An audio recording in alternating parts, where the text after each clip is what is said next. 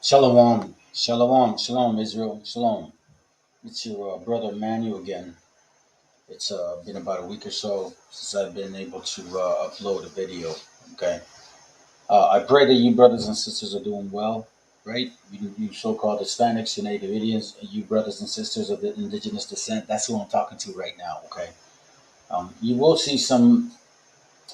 Well, let me just say this. I hadn't done a class in a while because I really put a lot of effort, thought, and studying into this class. The Most High put it upon my spirit to do it. He obviously, as time goes on, through the scriptures, you are revealed things. And it all comes to the question that has been sitting in front of all of us, the big elephant in the room, okay? The truth of this all. The so-called Israelites, right? Where we really come from, what we really look like or looked like, because that's pretty much the argument as it sits right now. We've already dealt with the so-called white man. We already dealt with that.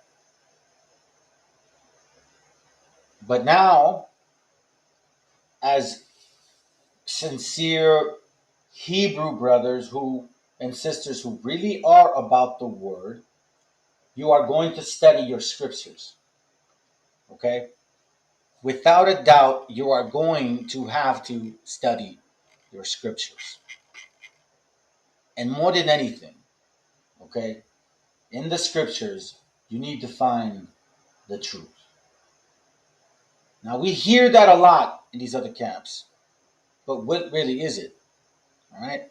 Now, let me bring this up real quick because I want to start off with this scripture. I'm not really going to do any videos today, guys, so I really would highly suggest to take some notes, man. I'm going to go as quick as I can because I have a lot of information so I can present to you, brothers and sisters, and give y'all answers so then you can probably decide on your own. Well, obviously, you know what? Whatever I provide y'all need to dissect it yourselves too.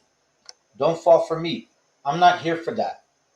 I'm finding stuff out and I'm revealing it to my brothers and sisters. Y'all call it prophecy, call it teaching. You just call me a soldier, whatever it may be, or a brother that just, for whatever reason, the Most High is allowing me to see these things. Take notes. I'm telling you, you're not going to want to miss this information. So let's go, first of all, to this one here. Because at the end of the day, this is really what it's about right now. And yet, even though we read it in these camps, we ignore this. Job 8 and 8. For inquire, I pray thee, of the former age. Prepare thyself. You see what it says? For inquire, I pray thee. Job is praying for us to prepare, first of all, thyself to search of their fathers. Job here is letting us know to what? To search for our fathers. That's a key question in today's class today. Today's class, search for our true fathers. Not what we've been told, but what the actual Bible says. And what else? History, guys. You cannot ignore history at all. You have to have history and the scriptures, Torah, Tanakh, to have a good understanding as to who we are and where we come from. And today we'll see, and we'll let the scriptures talk. Let's continue. All right, Psalms 40, verse 11. It says, "Withhold not thy tender mercies from me, O Lord. Let thy loving kindness and thy truth continually preserve me." Right? Continually preserve me. So the truth. What is the truth? The scriptures. We cannot be falling to any false doctrine whatsoever. We hear it all the time. John 17:17. All right, it says, "Sanctify them through thy truth. Thy word is thy truth." The scriptures is our truth. Okay? Let me go to Luke real quick. Luke 8 and verse 16. Hold on a second real quick. Luke 8, verse 16, and it reads, "No man, when he had lit up a candle, cover it with a vessel, or put it under a bed, but set it on a candlestick, that they which enter may see the light." Why am I reading this? Because this is what I'm doing to you brothers, for you brothers and sisters, okay? Man, prior to the truth, I was never, the only thing I would ever read was really things that would pertain to maybe my job or something. I was not a reader. But in the truth, for some reason, the Most High just woke up a spirit within me that I'm just endless energy in regards to research. All praises to the Most High that I still have the zeal to study the scriptures, even just by keeping it as simple as the milk. All praises.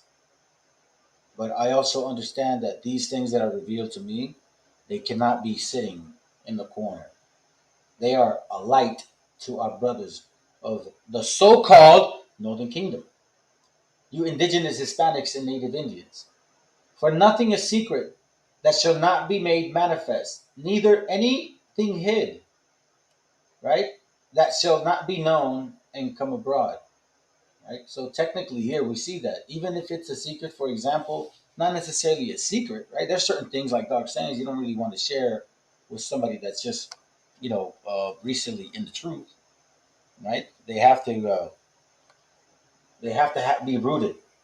But in this particular case, these things have to be what manifested, what we find. What's important right now is who our fathers are. That is the number one question. We're basically, and I'll be frank with you, we're relying on other people to tell us. We relied on the white man, and now we're relying on the what? On the so-called black man. I'm going to keep it real. I'm going to keep it 100. That's a fact, Jack. But is it correct? Is it correct? Amos 3:7.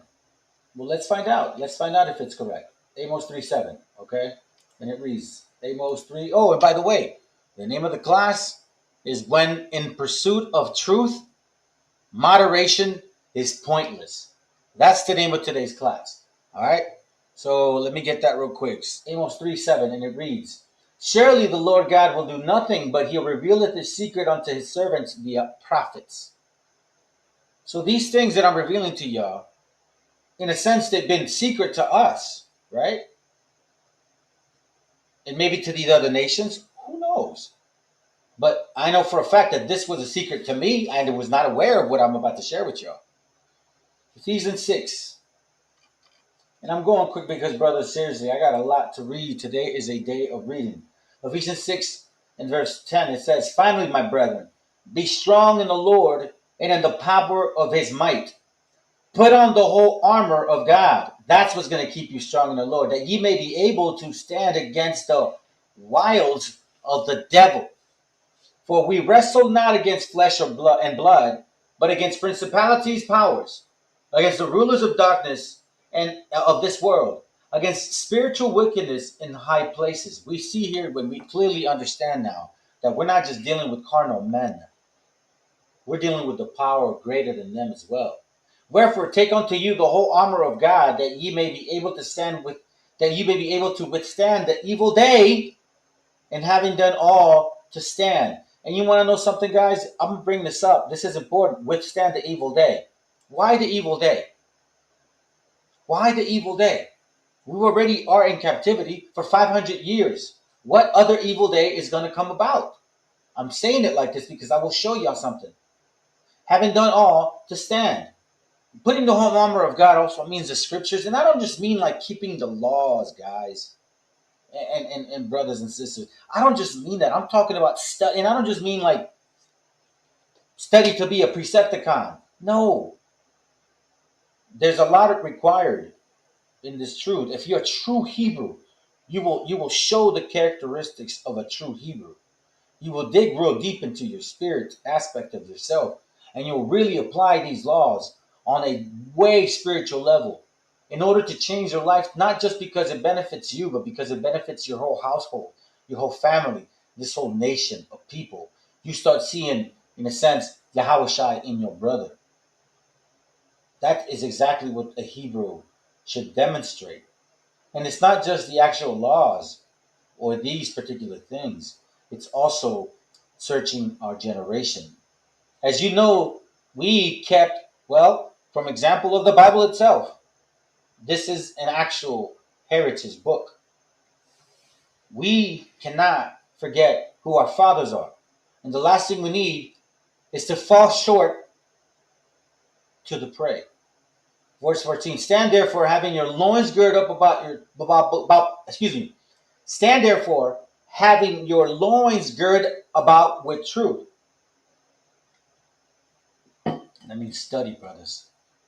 Study deeply. Don't just go on a tangent and get into Genesis and think you're going to figure all of this out. No, man. And don't go in the wrong spirit either. These things will not be revealed to you. Stand therefore having your loins girded about with truth and having on the breastplate of righteousness. Here's the truth, guys. What I'm about to bring out today isn't a narrative of mine. I want the truth. So what I'm going to prove is what I found in regards to what seems to make sense. Now, y'all can decide what you want and still keep falling for the idealism, I'm going to call it that, of colorism. That's right, the idealism of colorism. Why? Because in the end of the day, this is what it's all about. I hate to tell you, what it seems like this is what it's about, color. Let me continue. Having done all, to stand. Stand therefore, hold on, excuse me. And your feet shod with the preparation of the gospel of peace. Like your feet shod, like protected, with your shoes, for example. Above all, taking the shield of faith. Okay? Remember this. It says, above all, taking taking the shield of faith, wherein ye shall be able to quench all the fiery darts of the wicked. The fiery darts of the wicked. What are fiery darts? You see, you have to open up your spiritual. Well, first of all, you got to keep the commandments of God and actually sincerely want to change. That's the true Hebrew, okay? Secondly, you got to really, really, really prepare yourself for these fiery darts that are coming at us. Because we already dealt with the so-called white Jesus. And now we're dealing with the so-called black Jesus. Yes, I said it. Exodus 20. Read it. And I'm going to continue because we're going to prove something today. Revelation is a famous one that we used against the so-called Caucasians over there in Israeli town, right? Or the Edomites. Revelation 3:9. But you want to know something? This is interesting here in the next verse. It says, behold, I will make them of the synagogue of Satan, which say they are Jews and are not, but do lie. Behold, I will make them come and worship before thy feet, and to know that I have loved thee. So for some time we've known now who this pertained to at first. But read verse 10. Because thou hast kept the word of my patience, I will also keep thee from the hour of temptation, which shall come upon all the world, to try them that dwell upon the earth. We've been with the so-called white Caesar Borgia for 500 years. So what is this hour of temptation? And don't tell me it's Esau, because it says here, the hour of temptation, which shall come upon all the world to try them that dwell upon the earth. Now I'm going somewhere with this, so let's continue. I'm going to read this too as well. And then I'm not even starting with my class just yet. I'm trying to establish this, guys. Matthew 23, 22, I'm sorry, Matthew 24, 23, it reads, Then if any man shall say unto you, Lo, here is Christ, or there, believe it not. For there shall arise false Christs and false prophets, and shall show great signs and wonders, even so much that if it were possible, shall deceive the very elect. It says there shall arise false Christ, not just one, false prophets, and shall show great signs and wonders. Now, you could consider this for the so-called white men, obviously, of course, right? White Jesus. But they show great signs also. Guess what? Prophecy, so-called breakdowns of scriptures. Don't think, don't think at any moment that that's not possible. Don't think at any moment it's not. 2 Peter chapter 2, verse 8. For that righteous man dwelling among them, and seeing and hearing, vexes righteous soul from day to day in their awful deeds. The Lord knoweth how to deliver the godly out of the temptations, and to reserve the unjust unto the day of judgment to be punished.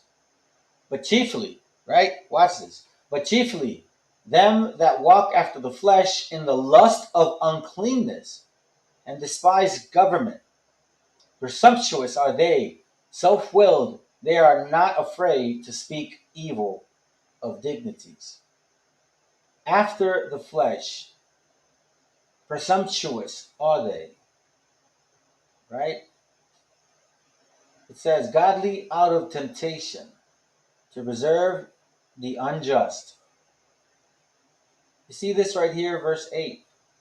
For the righteous man dwelling among them, and seeing and hearing, vexes righteous soul from day to day with their awful deeds. And that's honestly how I felt. This is why I continued with my studies. The Most High woke me up. No one else did. So now, let me start my class. All right, here we go.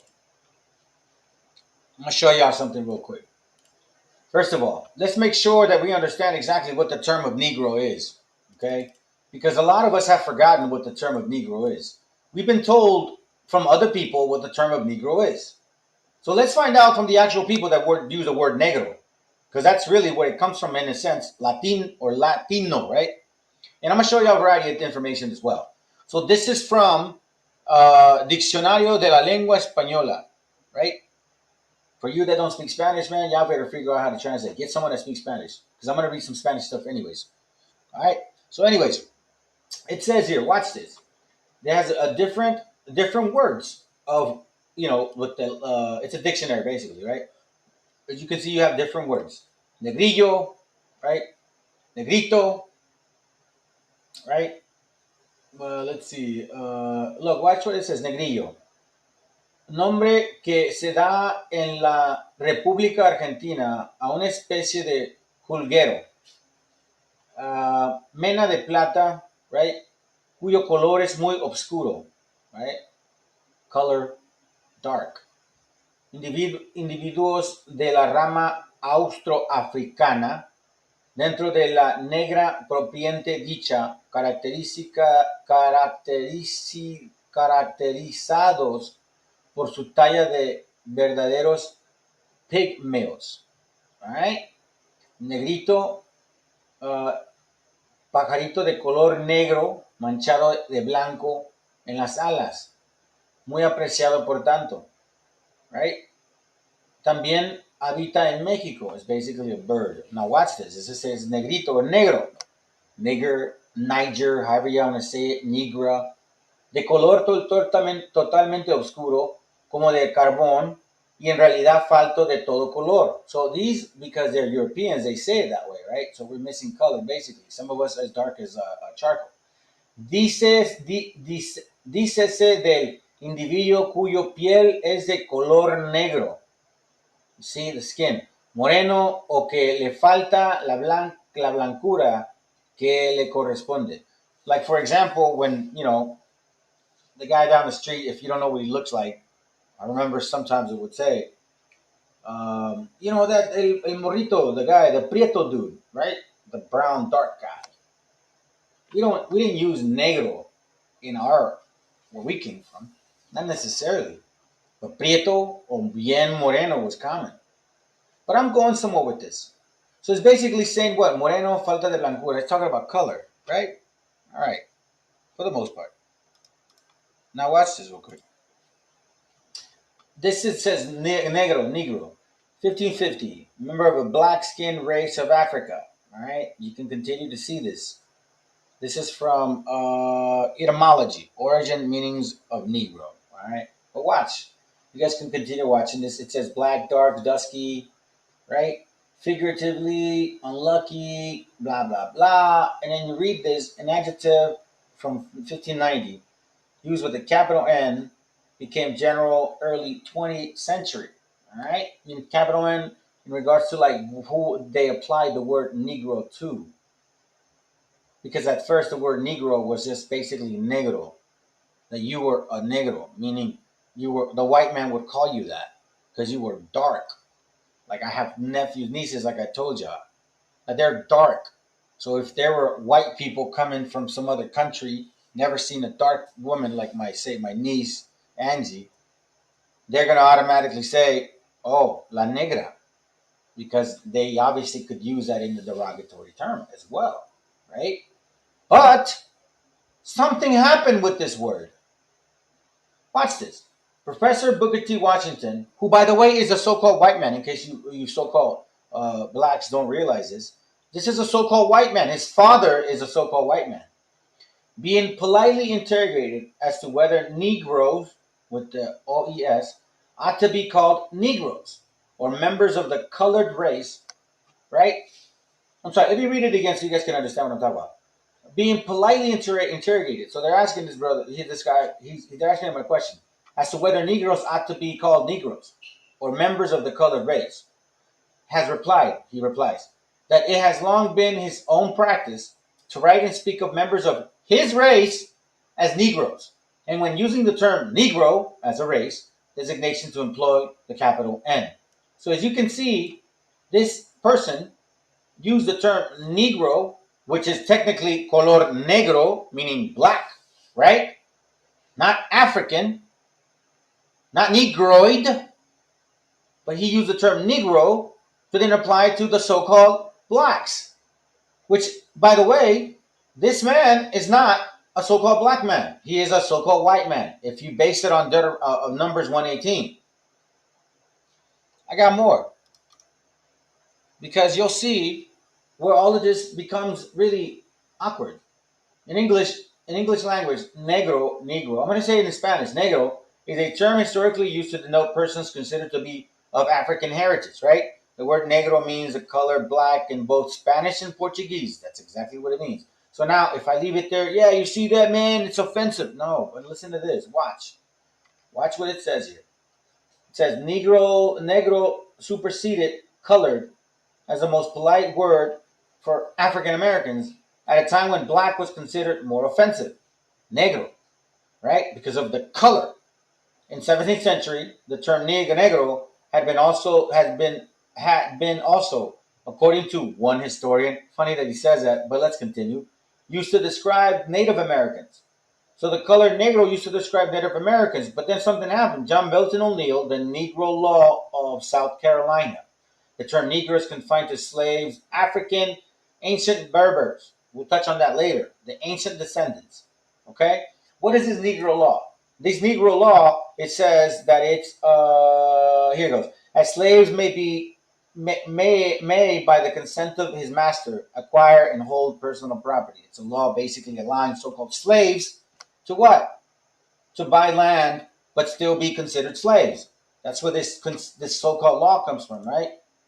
So as you can see, something's going on here, because now all of a sudden, the term Negro is confined to the enslaved Africans.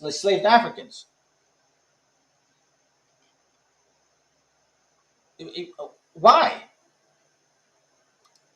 Right? Watch this real quick.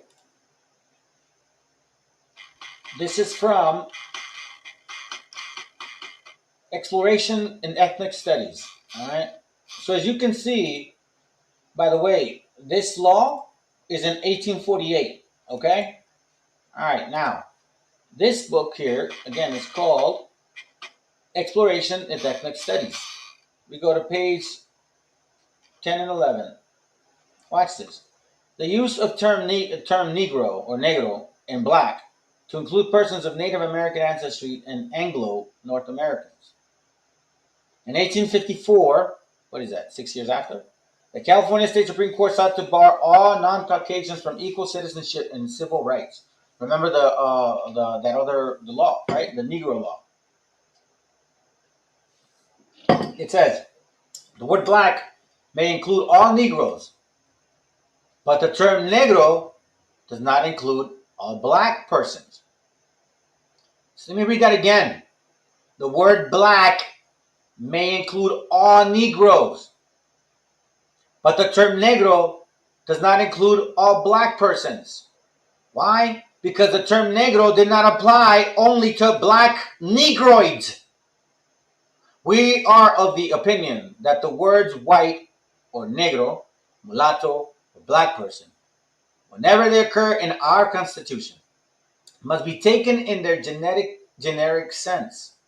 That the words black person in the 14th section must be taken as distinguished from white, and necessarily include all races other than the Caucasian. So at this very moment, you start seeing that the word negro is not being used just because of color, like our brothers and sisters who were dark skinned. And I'm going to prove to y'all that this dark skin was a Negroid.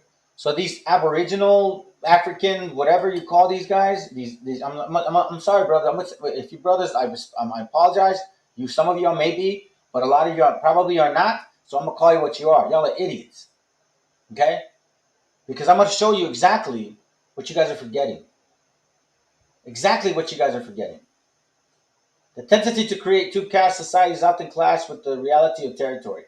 Let me skip this real quick. Hold on. Here we go. Watch this. The possibility that Native Americans were quite commonly called Negroes is very much supported by Portuguese usage. During the colonial period, Brazilian Indians were repeatedly referred to as Negroes, or as Negros de Terra, Negros da Terra, Negroes of the land. A great many examples from 16th and later centuries are cited by George Frederici in his analysis of Portuguese sources. Let's see, it says, perhaps by doing so, the intent was no other than to induce in them the belief that by their origins they had been destined to be slaves of, watch this, among the regrettable practices which have resulted in the disparagement of Indians. One prime abuse is the unjustifiable and scandalous practice of calling them Negroes. Perhaps by doing so, the intent was no other than to induce them to believe that their origin they had been destined to be slaves of whites, as is generally conceded to be the case of blacks from the coast of Africa. Directors will not permit hence that anybody may refer to an Indian as a Negro. Let me read that again. The directors will not permit henceforth that anybody may refer to Indian as a Negro, nor that they themselves use this epithet among themselves as is currently the case. So you guys can read this if you want. And you'll see right here, look, called preto or prieto. Watch. Then so far the term Negro became synonymous with slaves and servile status, which is true. In South America or in Central America or in Mexico, the color is a status. It's very true. It lost its specific color reference and became a general term of abuse. Darker people preferring to be called preto or prieto as a result. It is highly likely that the Spaniards also referred to slaves generally as Negroes in the Caribbean, and the Dutch took over the same general practice, since Negro and Nerger were not Dutch words and had no immediate equivalent except thwart, donker, or brun. A Dutch-French-Spanish dictionary in 1630 has had the following entry for Spanish Negro. You guys can read this, guys. It is making perfect sense as to where I'm going. Okay? So now, let me close this up. Let me close this up. Close this up. And close this up. Okay? So now I'm going to show you something real quick. Because if you really think that the term Negro or Negro is not hijacked at this point, then I don't know what y'all thinking. Every time you see a movie, you hear Negro, you relate to a so-called black or so-called African American or so-called African. You never in their right mind would consider that that's what they used to call us. But there's a reason why.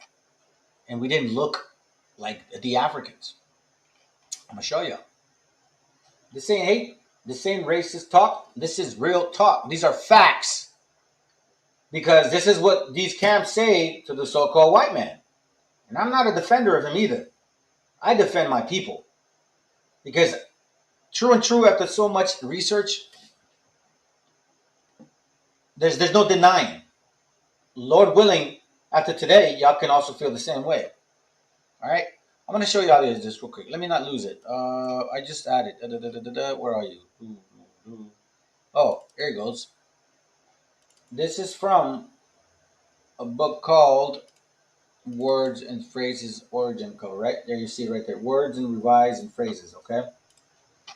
There's a word, it says nigger, N-word, when used by white persons. You guys can read that, like negro, right? But watch this. Nigger has also been an offensive derogatory term applied to Indians as well as blacks. Okay, the N-word, they call it. So as you can see, negro or the word nigger was used towards our people. Okay? I'm not calling anybody that. I'm telling you that's what they called us. All right? So YouTube, don't block me, man. This is all educational purposes. So now let's get back in the scriptures. So now what's the point of all this, man? Like I said, search our fathers, right? So now I want to make sure that we don't forget where this term Negro came from, because we're going to find out exactly what went on. Genesis 11 and 10. These are the generations of Shem. Shem was 100 years old and begat Arphaxad 2 years after the flood. So here we see the lineage of Shem, okay? Because again, we're going to go to find out who our fathers are. Because I'm going to tell you something. Yahushai is not our forefather. He's not our forefather. He didn't have a child. He cannot be our forefather. Who is our forefather? Adam, Noah, right? Shem, Abraham, Isaac, and Jacob. I'm going to go back to my fathers and find out who we are and where we came from. Shem, we see, right? The descendants of Shem. You guys can read this chapter. And then he mentions several of his sons. He mentions also in verse 23, and Serug lived after he begot Nahor 200 years, and begot sons and daughters, and Nahor lived 920 years, and begot Terah. And Nahor lived after he begot Terah 109 years, and begot sons and daughters. Terah lived 70 years, and begot Abram, Nahor, and Haran. All right? So now we see here that Terah had Abram. Let's go to chapter 14. Chapter 14, verse 13, and it reads, and there came one that had escaped and told Abram the Hebrew. Okay? Told Abram the Hebrew. Remember that. They called Abram the Hebrew. So now, my question is this. Has Abram been called yet?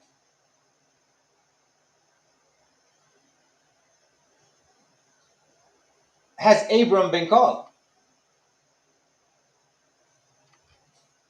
You see verse 4 to 17.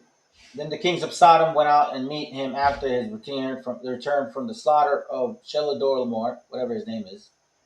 You guys can read this, right? Verse 18. And Melchizedek, king of Salem, brought forth bread and wine, and he was a priest of the Most High. And he blessed him and said, Blessed be Abram of the Most High God, possessor of heaven and earth. And blessed be the Most High God, which hath delivered thine enemies into thy hand. Right? So now we see that Abram, at this point, is being blessed by who? Melchizedek. Right? So now let's go to Genesis 14. Genesis 11:26. We'll go back. Genesis 11:26 says, and Terah lived 70 years and begot Abram, Nahor, and Haran. Okay? So, again, has Abram received the covenant yet? Right?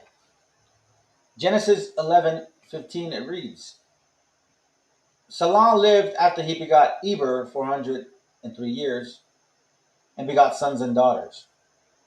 So as you can see now, we get a little bit more clarity again as to who these guys are. The lineage of Abraham. The forefathers of Abraham, or the forefathers of Abram. Let's not forget that. Okay? The forefathers of Abram. Terah, Nahor, right? Haran. This is his family right here. Okay? Terah's descendants. These are the generations of Terah. Mentions them again. Okay? Let's go to chapter 28, verse 28. And Haran died before his father Terah in the land of his nativity, in the Ur of the Chaldees. So here we find out that Terah is from the land of the Chaldees. Right? It didn't say from the land of Africa. From the land of the Chaldees. That's his nativity. Okay? Now, who did Abraham marry? Verse 29. And Nahor took them wives, and the name of Abram's wife was Sarai, and the name of Nahor's wife was wife Milcah, the daughter of Haran, the father of Milcah, the father of Ishka. You see, in case y'all don't know this, these are all cousins. Yeah, they're cousins, which is not uncommon, especially now in those nations. Afghanistan, Pakistan, Iraq, Iran, Uzbekistan, all those nations, it was not uncommon. Even, in case some of that you'll know, even in Mexico, it was not uncommon. All right? And it says, in the days of Terah were 205 years, and Terah died in Haran. Okay? So remember the Ur of the Chaldees. Now, from what I found is it's accepted among scholars, that's what I've been finding, that the Chaldea is the name of the whole Babylonia. Okay? So just remember, keep that in mind. So now I'm going somewhere because I want to make sure that we know who are these people. Who is Abraham, Isaac, Jacob? And who did they marry? Did they marry women of their kindred or of a Canaanite kindred? Women from where? And what did they look like? Who did these people look like? Right? So it says here, verse 29, we already read it, right? Makes clear sense. Okay, so now let's go to Genesis. No, we read that already. Sorry, I'm going through some notes real quick. Okay, cool. Let's go to verse 12. Chapter 12. Now the Lord hath said unto Abram, Get thee out of thine country, and from thy kindred, you mean brother. Brother. Just like when Paul said in Romans 9. My brethren, my kindred of the flesh, right? Remember that. And from thy father's house unto the land that I will show thee. We know what this goes. You guys, brothers and sisters who are studying this, you guys should know where this is getting to in regards to Abram heading and going to Canaan, or attempting to go to Canaan, right? So now, remember it says you're out of thy country, from thy kindred. So remember who their kindreds are. Who are the kindreds? Let's not forget. Let's go to Nehemiah real quick just to kind of get a reference here, or a refreshing. Nehemiah 9:7. Watch what it says. Thou art the Lord, thou art the Lord the God. I'm sorry, thou art the Lord the God, who did it choose Abram and brought him forth out of Ur of the Chaldees, and gave him the name Abraham. You see what it says here? And chose Abram out of the Ur of the Chaldees. So Abram came out of this area. Genesis 12:9. It says, and Abram sojourned going on towards the south. Right? Towards the south. So where's he heading? Let's go to verse chapter 17, verse 9. It says here, and God said unto Abram, thou shalt keep my covenant, therefore, thou and thy seed after thee in their generations. Here's we're starting to see something, right? This is my covenant, which ye shall keep, brethren, between me and you and thy seed after thee. Every man child among you shall be circumcised. You see this, guys? So I'm not debating that the covenant pertains to only Israel. Not at all. What I'm suggesting is that Abram was chosen out of the Chaldees, out of the Chaldeans, out of these people. Who are these people? Well, let's continue. All right? So now let's go Genesis 9. Let's go to Genesis 15. I believe this is what I got. Let's see. Genesis 15. It said, and God said unto Abram, as for Sarai, thy wife, thou shalt not call her Sarai, but Sarah shall her name be. Okay?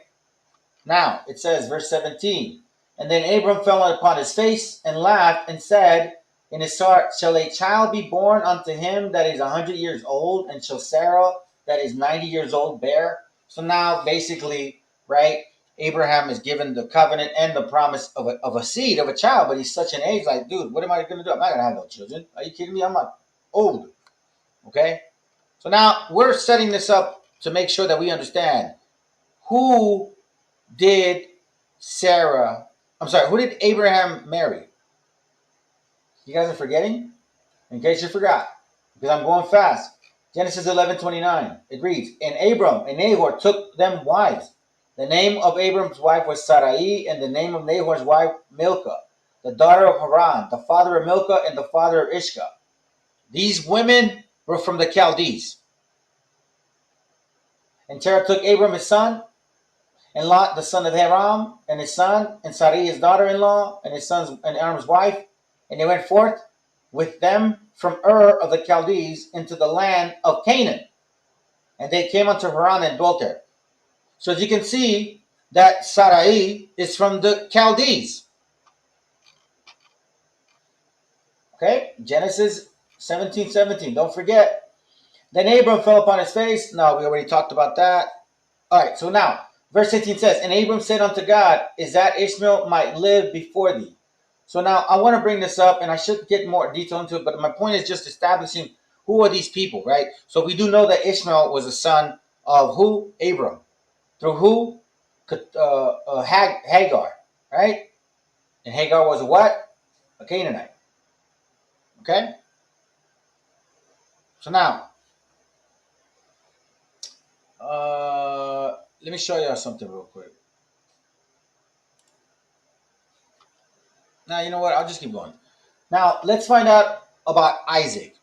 So, obviously, Isaac is Abraham's son. So, who did Isaac marry? Because we know Abraham married a woman of his nativity, a woman of where he's from, or where his father's from. Terah, right? Remember where he's from? The Ur of the Chaldees.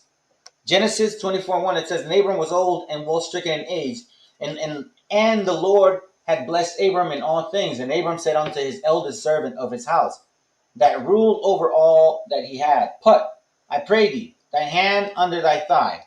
So what's he basically saying? Let's skip to verse. Let's read verse 3. And I will make thee swear by the Lord, the God of heaven and the God of earth, that thou shalt not take a wife unto my son of the daughters of Canaanites, among whom I dwell. There was a time, I can believe, that the Canaanites were keeping the laws. That's why you hear that whole 42 laws of Ma'at and all that stuff. It's because obviously his father taught them, but they fell off, among whom I dwell.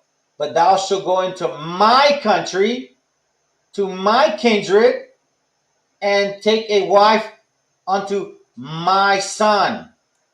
So now we see that Isaac, what did he do? That his father sent Isaac to marry a woman of his kindred, right? Of his country. We read Nehemiah 9. Did we read it or not? We read Nehemiah 9. Now we'll read it again. Let's read it again, what Nehemiah said. Let's not forget. Nehemiah 9:7 says, Thou art the Lord, the God, who did choose Abram and brought him forth out of the Ur of the Chaldees and gave him the name Abraham. So now we see that Abraham was taken out of the Chaldees. Okay? So Abraham was taken out of the Chaldees. Don't forget that. Genesis 24:15. Let's go back. It reads, And it came to pass before he had done speaking that, behold, Rebekah came out, who was born to Bethuel, son of Milcah, the wife of Nahor, Abram's brother, with her pitcher upon her shoulder. So now we see what? What do we see? We're seeing Rebekah. And who is she related to? Abram. Okay? They're cousins. Rebekah, and Isaac are cousins. Verse 20. You see, and for you so-called brothers and sisters that believe in the scriptures, y'all can't wrap your mind around this time of that era. And even some people still practice this. Cousins marrying themselves. It was not uncommon. Y'all need to study the scriptures more. Verse 20, it says, And she hasted, emptied her pitcher onto the trough, and ran again unto the well to draw water, and drew for all his camels. Hold on, why did I put it in here? Genesis 20. Oh, that's right. Genesis 25 and verse 20. Watch this. Okay, so remember, Rebekah, is what? From Bethuel, right? Born of Bethuel, son of Milcah, wife of Nahor, Abram's brother, right? So she's related to who? Isaac, right? Genesis 25 and 20, and it reads, And Isaac was 40 years old when he took Rebekah, the wife, the daughter of Bethuel, the Syrian of Padanaram, the sister of Laban, the Syrian. The Syrian, right? Let me continue because I'm going to show y'all something. Genesis 27, verse 46. Because it happens again. It says, Rebekah and said to Isaac, I am weary of my life because of the daughter of Heth. If Jacob take a wife of the daughters of Heth, such as these which are of the daughters of the land, what good shall my life do me? So now we see Rebekah saying she doesn't want who? Jacob to marry daughters of Heth, women of Canaan. Okay? Remember that. Now, I'm going to read something to y'all. Verse 28. And Isaac called Jacob and blessed him and charged him and said unto him, Thou shalt not take the wife of the daughters of Canaan. Arise, go to Padanaram. We read that again. To the house of Bethuel, thy mother's father, and take thee a wife from thence of the daughters of Laban, thy mother's brother. So again, now we see Abraham married a kindred of him. Isaac married a kindred of him. Jacob married a kindred of him. From where? From Padam Aram. So now I'm going to show y'all something. I'm gonna show you guys something real quick. This is important. We gotta dissect the scriptures, right? Genesis 48. Sorry. Genesis. Oh, come on. Come on, guys. Genesis 48. Genesis 48. Watch what it reads. It says, and as for me, when I came from Padan, Rachel died by me in the land of Canaan, in the way, but yet there was but little to come unto Ephraim. But the point being is here. And as for me, when I came from Padam. So what's Padam mean? So it's H6307, right? This is from the Blue Letter Bible. Padam means what? Field, region, plain, right? Land. Padam means land. Look, right? Plateau. Okay? That's what it means. So they're saying go back to this land called Padam. And then it says, what? Aram. Right? So what does that word mean? Genesis 22. Genesis 22 and 20 reads this. Well, first of all, let me read it. And it came to pass after these things that I was told Abraham, which, behold, Milcah, she had also borne children unto thy. Wait, this is not it. 22:20. Oh yeah, verse 21. My apologies, brothers. And it says here, Huz is firstborn, and Buz his brother, and Kumiel and father of Aram. Right? Remember the name Aram, because we're going to see it again. So what does Aram mean? H758. Aram means Aramean, exalted, Syrian nation, Aramaean people, right? The fifth son of Shem, grandson of Nahor.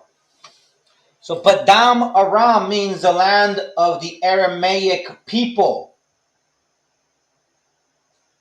Look it up yourselves. So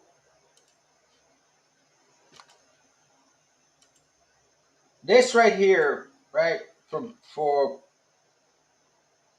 the purpose of understanding, you see this Aram, right? Aram is right here. Watch this. You see that?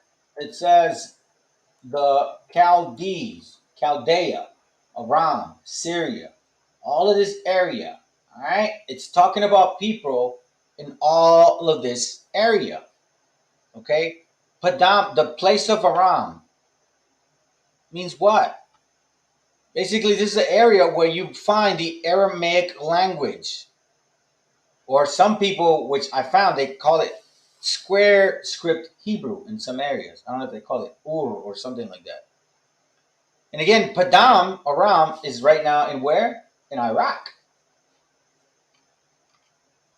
Now, let's go back. Let's go back.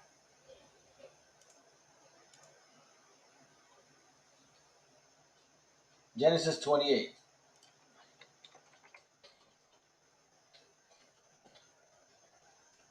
Verse 2, right? We see that. Padam Aram.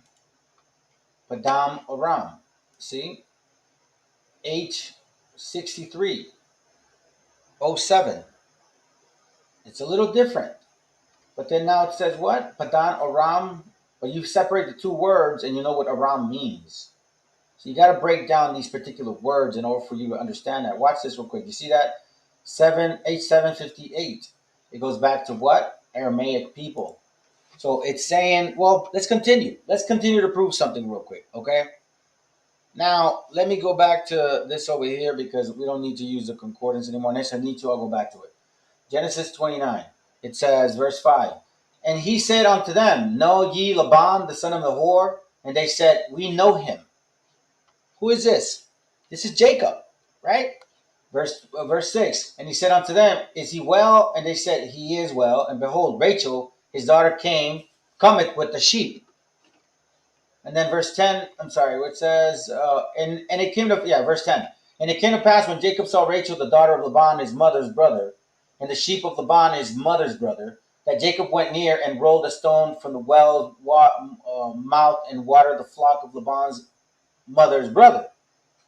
And Jacob kissed Rachel and lifted up his voice and wept. So as you can see, Rachel was a cousin of who? Jacob. Kindreds. Where? Of the Chaldees. In what region? I showed you the map. I'll show it again.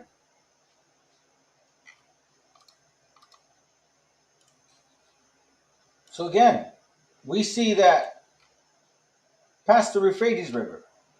How do I know that? We're going to read it. Past the Euphrates River right there, right? You see the Chaldees. You see the Chaldees, right? And through the this is where Nahor left. Went all the way up to where you see Assyria, above Syria. That's where Haran is. That's where he stopped. Okay? So now, let me bring this up. Okay, Genesis 29 and verse 6. And it reads, sorry. Oh no, I'm past that. Hold on. Sorry, I just skipped back. Let me go back. We saw that. So we see Jacob now, right? We see Jacob and we see Rachel. So far we've proven that Abraham, Isaac, and Jacob. Abraham married who? Sarai, Sarah. Isaac married who? Rebecca. Jacob married who? Rachel. All of the nativity, all of the Chaldees, all of the Urs of the Chaldees. Remember, he took Abram among certain people. So now let's get a little history about who we are. Right? Judith 5. Watch this real quick. Because I'm going to really start making clear sense to this. Because we need to start debunking these. Well, I'll say it this way. There are people out there right now that are lying to you so-called Hispanics and Native Indians of Indian descent. I'm going to prove to y'all why we looked a certain way and why we have a connection with the scriptures more than them. History is on our side. Judith 5:5, and it says, Then said Achior, the captain of the sons of Ammon, Let my Lord now hear the word from the mouth of thy servant, and I will declare unto thee the truth concerning these people, meaning the Israelites. It says, let me just skip that, okay? These people are descendant of the Chaldeans, and they sojourned there heretofore in Mesopotamia. Okay? The Chaldeans. The Chaldeans. Remember that? The Chaldeans? So now remember this. Joshua 24. Watch what he says. And Joshua gathered all the tribes of Israel to Shechem and called the elders of Israel for their heads and for the judges and for their officers, and they presented themselves before God.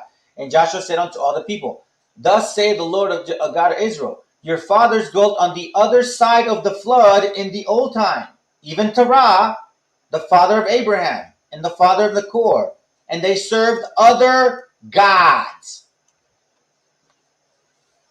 So we are descendants of the Chaldeans, Abraham, Isaac, and Jacob, Sarah, Rebecca, and Rachel. They're all from the Chaldeans. They all basically what? Were from a region of people that served other gods. It's very clear. So first of all, let me just say something. Who are these people that they came from? Right? So watch this real quick. First, we need to make sure that we understand that you guys consider maps. You got to look at maps. Remember this, okay? All of this region, right? There was a time where the Assyrians and the Persians were in power. Watch this real quick. I'm going to show you guys this map right here, which gives us an idea of the region. So the Assyrians, no, I don't need to translate. Now, you guys, I guess you can. Watch this, the Assyrians, right? Right? You see that? That's control. Pretty much areas where they're in power. Now, let's continue. Now let's look at the Persian Empire. So these are who the Chaldeans came from. In case y'all don't know this. This is where Nahor, because I'm gonna show y'all. And remember, hold that thought. Because not only are we showing, well, who are these Assyrians or Persians that lived in those areas, right? Because we know that. What religion were they? That's another thing. These guys believed in Zoroastrianism. It's an ancient Persian religion. May have originated as early as 4,000 years ago. Some of y'all may actually have heard of this. You guys can read this if you want. Thehistory.com, right? Let me show y'all something real quick too. Zoroastrianism. It's a monotheistic faith established by the Persian prophet Zoroaster, also given by Zarathustra. Okay? A religion also known as you can see that, ancient Persian religion, pantheons, yada, yada, yada. Okay? So you guys can see this, the religion of these people.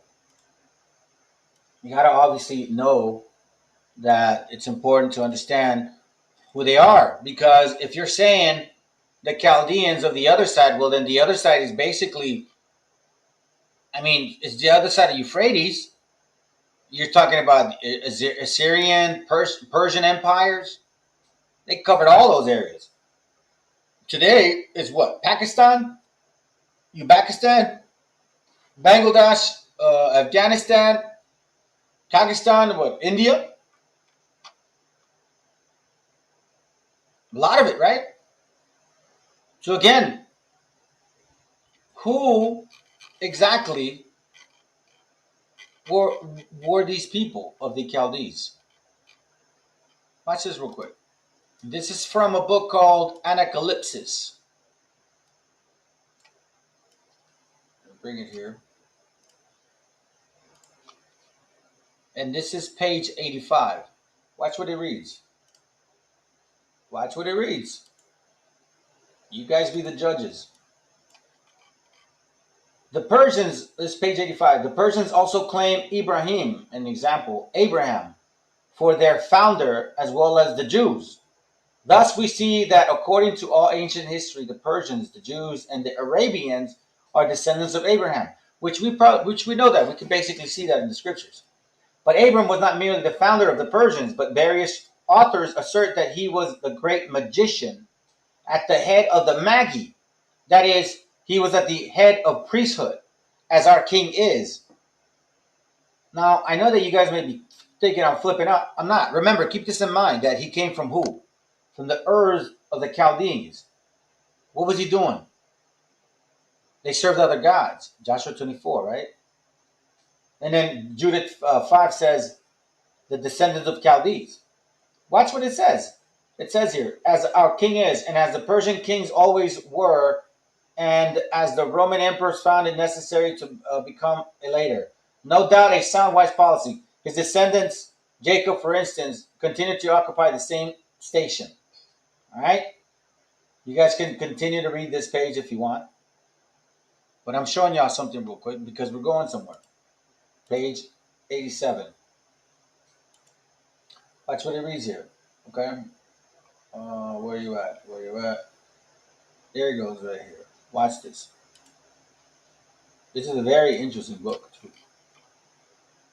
It says, second paragraph. Dr. Hyde, after allowing that the religion of the Persians was originally the same with that of Abraham, and that it fell into the Sabiism, says he thinks that it was reformed by him.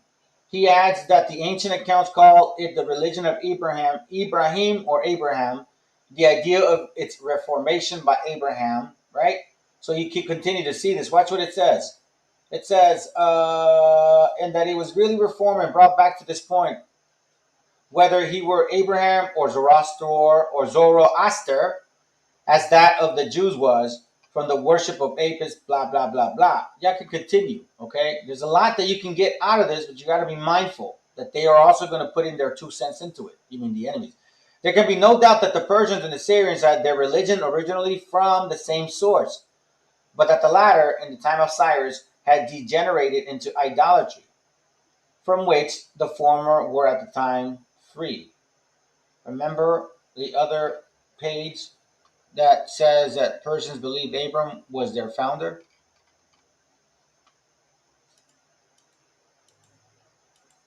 Page 94 of the same book. Watch what it reads.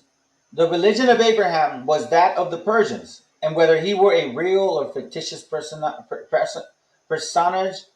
as a matter of doubt, both the religion must have been derived from the same source. If Abraham really did live, then the evidence both Jewish and Persian shows that he was the founder of both nations.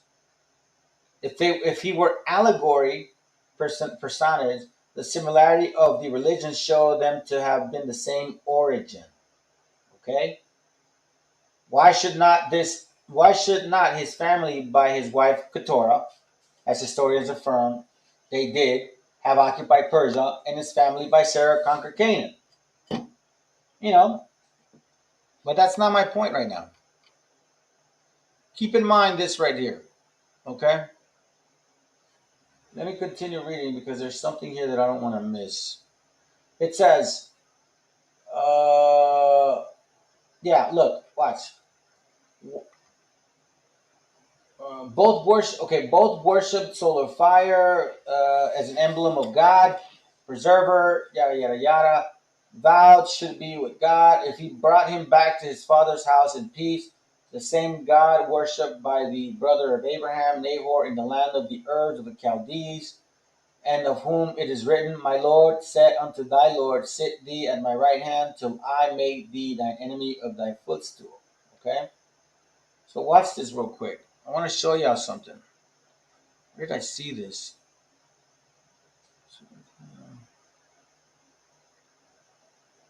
Give me a second.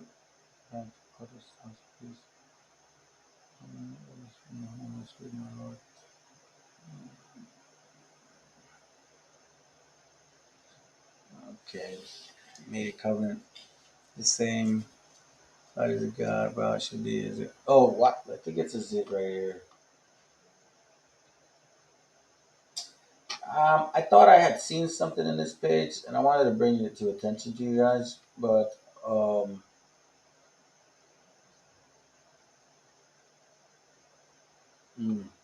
we'll see. Maybe I'll find it later. Watch this real quick. So now we read also that they called them Maggie or something, right? Zoroastrians. This is from IslamQuest.net. You can kind of place questions on these sites, and they answer them for you. I found this obviously through the spirit of the Most High. The term Magus, which is used to denote Zoroastrian in Arabic, derives from Magush or Magu of an ancient Persian language. Okay.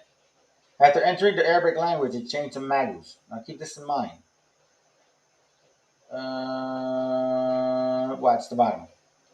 Avesta is the book of the Zoroastrians, which literally means foundation, basis in scripture. This book has been written in the Avestan language, which belongs to the ancient Persians and shares the same root as the Pahlavi and Sanskrit. Remember that word. In addition to the Avesta, Zoroastrians have a tafsir by the name of Sandravesta. Okay? So now we see that the Zoroastrians have somewhat of a connection with Sanskrit. And Sanskrit, you're like, Sanskrit? Okay. Watch this real quick. This is from a book called, and never mind the name, you never know where you find information. Honestly. Wait a second. Let me grab it real quick. Alright. Page 1. This is from Jesus and Moses Buried in America. Watch what it says. Okay? This page 1, I believe. Much before the birth of Jesus, Jerusalem was colonized and dominated by India. Wow, you hear that? The India we lost by Paramesh Shudrihi. Why do the Jews come so close to the Indians or the Hindus? This answer lies in the fact that the whole Bible land, not only Israel and Palestine, was colonized by the Indians, from Kashmir to Palestine.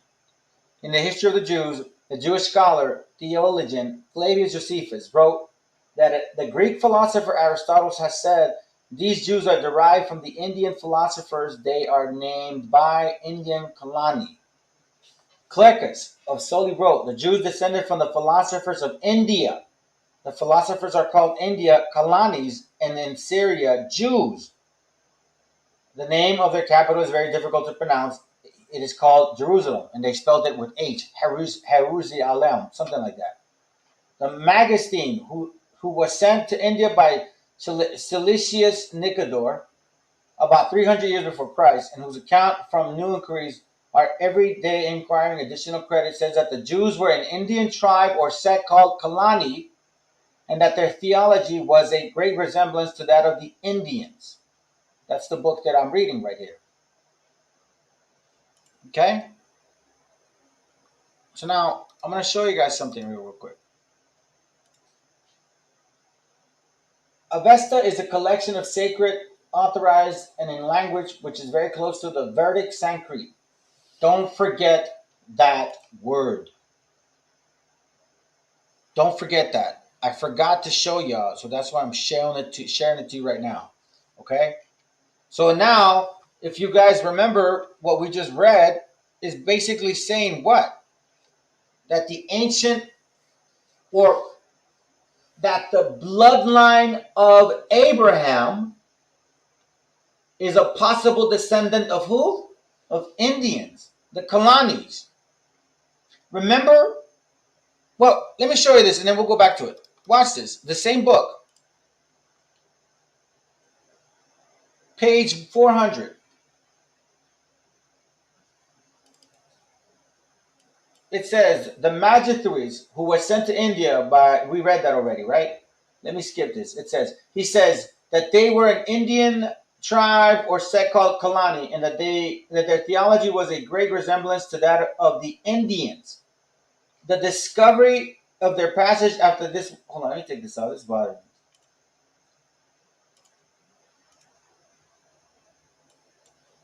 The discovery of this passage after I had written that the reader has read respecting the Jews gives me no little pleasure, because it almost proves that the truth of my theory. It is very different from founding my theory upon it. I will not produce more other proof if records will by unwilling witness or proof, for Josephus is an unwilling witness.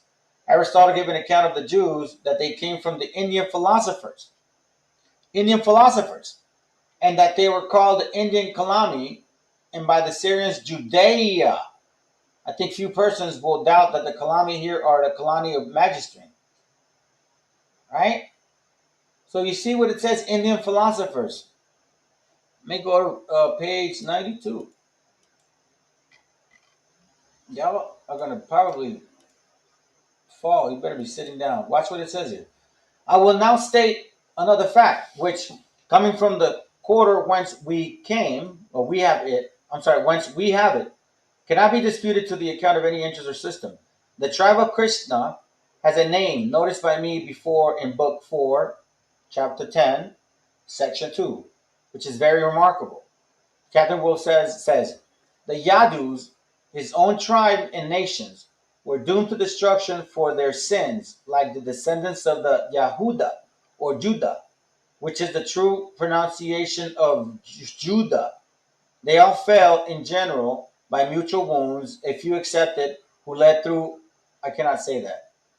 All right, let's see. There are some that be found in Gujarat, but they are presented as poor and wretched. Mr. Maurice says that the Yadavas were the most venerable immigrants from India. They were the blameless Pios Ethiopians. I'm going to prove a point why they call them that. In whom Homer mentions and calls the remotest of mankind.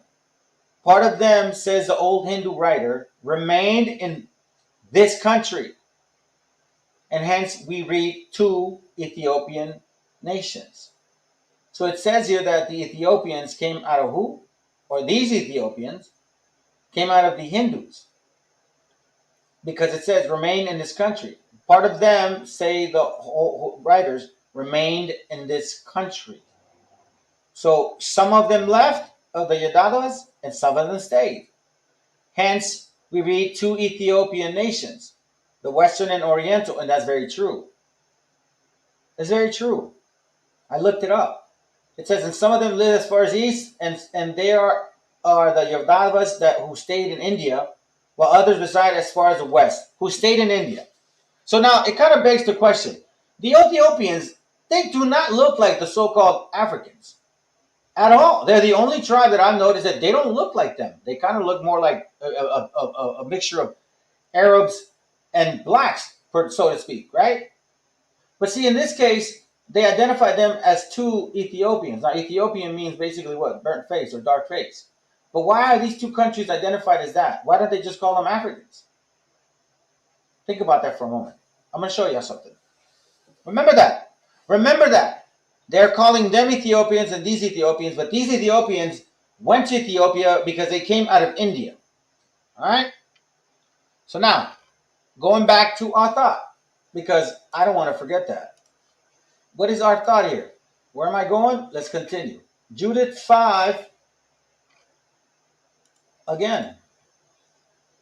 Here's what is the unfortunate part, brothers. I came from a camp, a big school that literally lied in my face about this. And I say this now because when you read it now with this understanding, they're effing lying.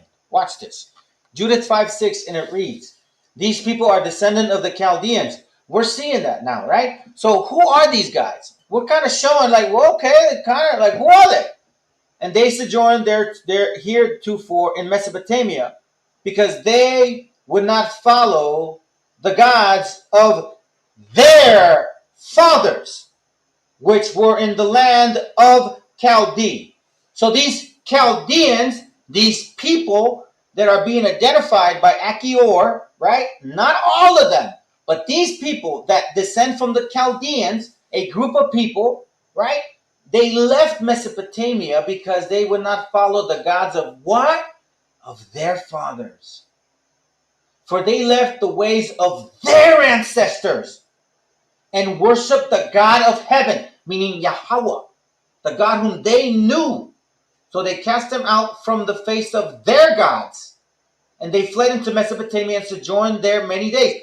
Clearly showing that the Chaldeans, right, worshipped many gods. That's where Abraham came from. Because they left their ancestors and worshiped Yahweh.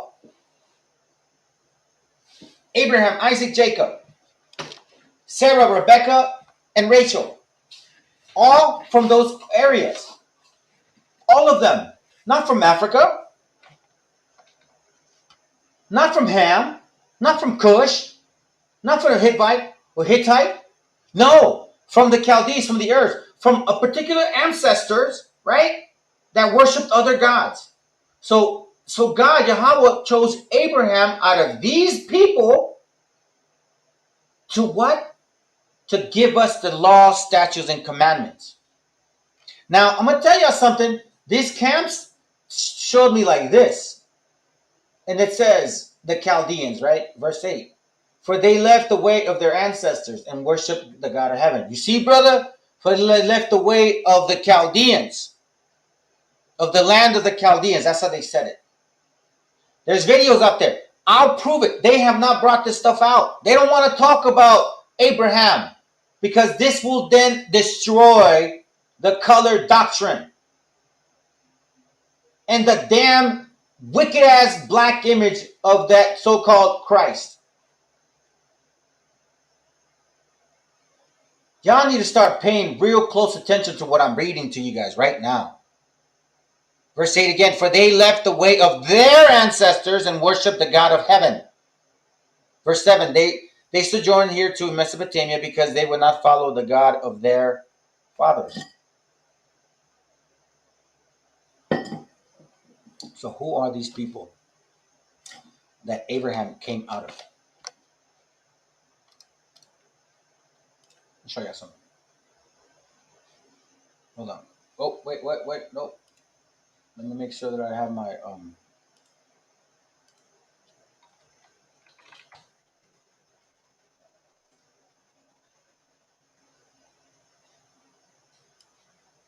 right. Here it goes. Watch this real quick. Let me put my headset on. We're proving a point here, brothers. We're proving a point here, brothers and sisters, and by the end of the class, y'all are gonna see exactly what this all means.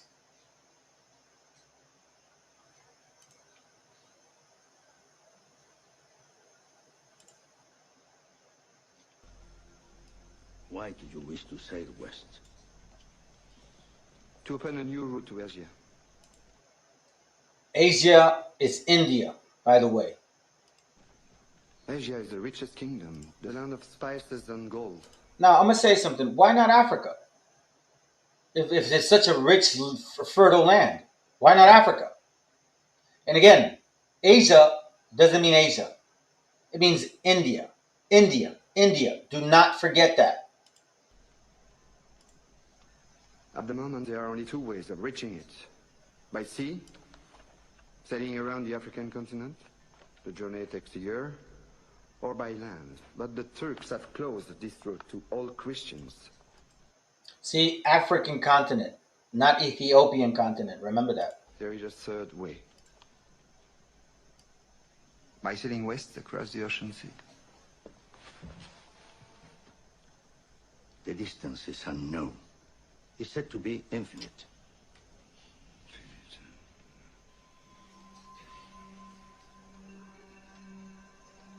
Superstition. I believe the Indies are no more than 750 leagues west of the Canary Islands. How can you be so certain? The calculations of Toscanelli, Marin de Tir, Esdras. Esdras is a Jew. So what's worse? 2 minutes, and already you're a dead man. For telling the truth? Yes. We are burning people for less. The men you're about to confront have no emotion. So remember that video. Very famous, right? It's very famous. So let's take it for face value. Let's just say now that when Christopher Columbus came, the damn heathen, right? Today we celebrate whatever. This is from, I don't know, some website. It says, in 1482, Christopher Columbus landing in the Bahamas changed the world forever. It helped establish the route between North America and Europe. It says here, Columbus brought Luis de Torres, interpreter of him during the flight. De Torres spoke Hebrew, Aramaic, Padam Aram, Spanish, Portuguese, Latin, and some Arabic, right? Because he expected to encounter Asians. So if it's really like the Moabites, right? Why would he need to speak Hebrew, Aramaic, Spanish, Portuguese, French, Latin, or Arabic? Wouldn't it be like Cantonese or what's the other one? Mandarin, right? Remember that. Now, also this. So look, what I'm trying to point out here, guys, is kind of obvious. But if you ain't getting it, then I don't know. But eventually you're going to get it. Why are Native Americans called Indians? The term Indians, as applied to Native Americans or the indigenous people of America, is thought to have originated in the misconception on the part of Europeans who arrived in Central America in 1492. Since Christopher Columbus began his journey to the America with the intent of finding an alternative route to South Asia, India, he is said to have assumed that the people he came in contact with upon reaching the lands were Indians. Why? Why do you think? Because we resemble the people of India. You don't believe it? Take a look. This is a sister of ours, Joven India Gallón de El Cerrito. So you see these Aboriginal Africans that they so-called black people were here originally, and they use pictures like these to say that this is the proof. Well, who looks like this? What nation of people also look like this? The people of India. Now, I'm not saying anything in regards to the people of India or Israelites. Y'all make the decision on that. I'm going to show you some maps. But what I'm saying is that who did Abraham originate from? From what area? From what people? So as you can see, these people so far, they look Arabic. They look like the so-called Chaldeans, the Arabians, dark-skinned ones too, or the people from India. But not African. Remember the term negro? They would have called my sister right here, la jovencita de Gallon, they would have called her negrita or prieta. A derogatory term from a so-called white man would have said, es una negrita. But the aboriginals of Africa or America, the so-called, they would use this picture and say, you see, black people were here before you guys. You guys are Mongoloids. And that is from the One West doctrine, because these people here are accepted among them.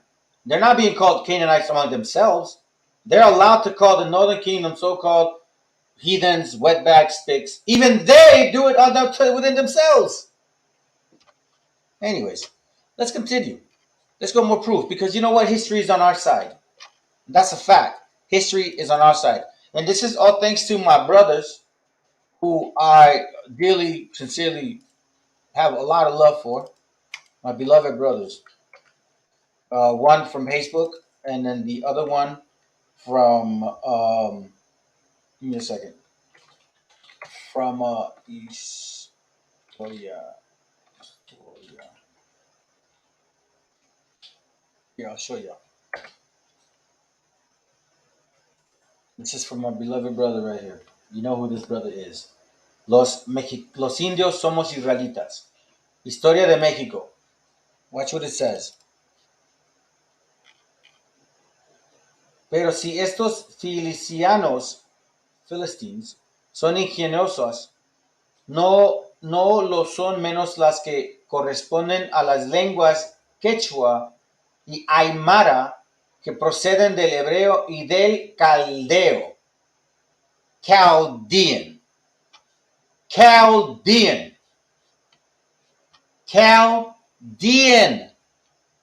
Remember that. Now this is from a book I got called, give me a second.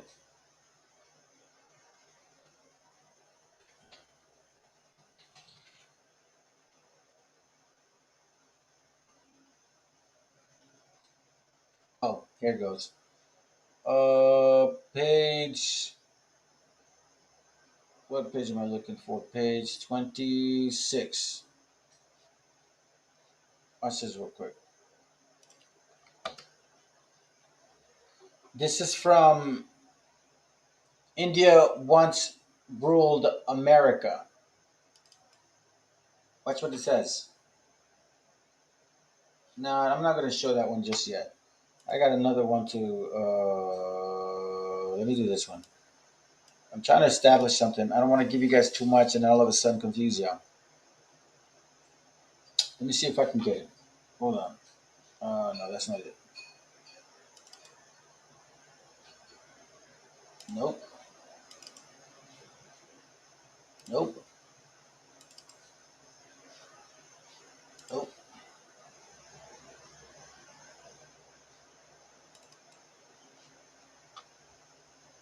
Watch this. Remember the word Sanskrit, right? Remember the word Sanskrit. And remember the picture of this sister right here. Don't ever forget this, brothers.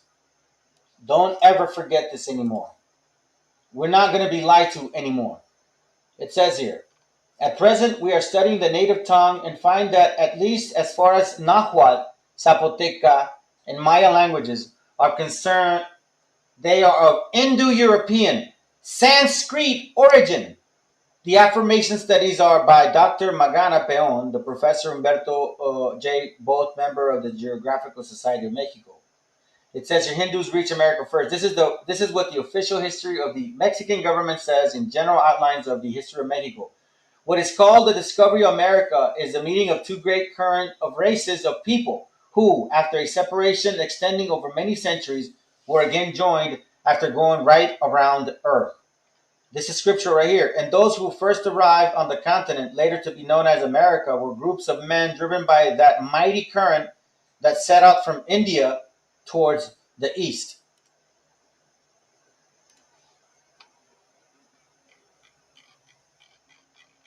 Look at this woman right here. India Gayon. But I'm going to leave this one for the sake. A beautiful sister of ours. Beautiful sister of ours. Okay? Let's continue. Let's continue because I'm not done. I'm just getting started. All right? So we saw this particular example. Now watch this real quick. I want to make sure that you guys understand because we're not going to miss anything. Sanskrito. Right? I'm going to translate it. Oh, that's what I was missing. Hold on. So we saw Sanskrit, right? Let's just real quick. Let's not forget.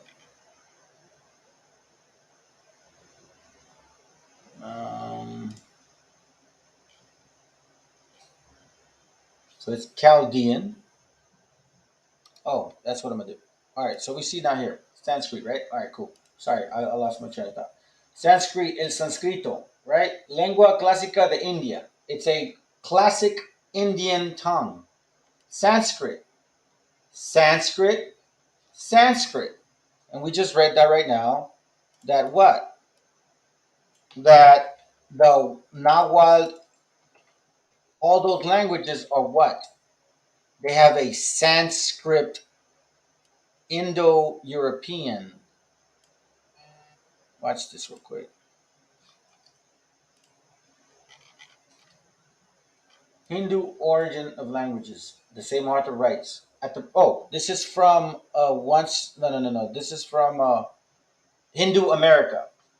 It says the same author writes. At the present, we are studying the native tongue and find that at least as far as the Nahuatl, Maya language are concerned of Hindu, Sanskrit. You see that? Sanskrit. Again, Sanskrit. Watch this one here.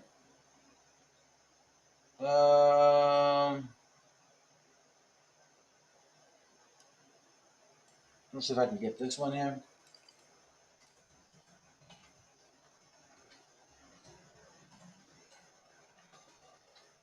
All of a sudden, doesn't want to come up. Indian.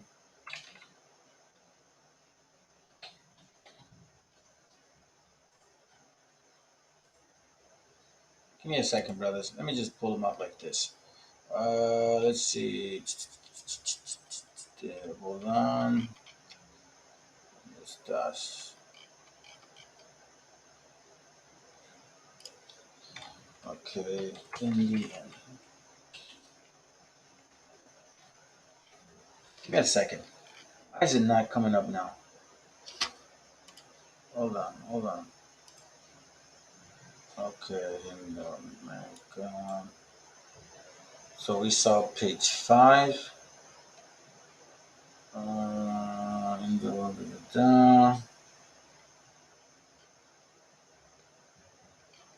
Give me a second here, brothers. And Indians once. Okay, cool. Damn, that's crazy. Slow down, dude.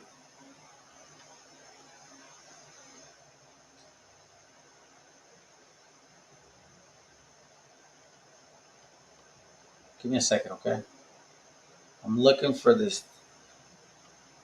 Here it goes. I think I found it. All right, so we got page doom, boom.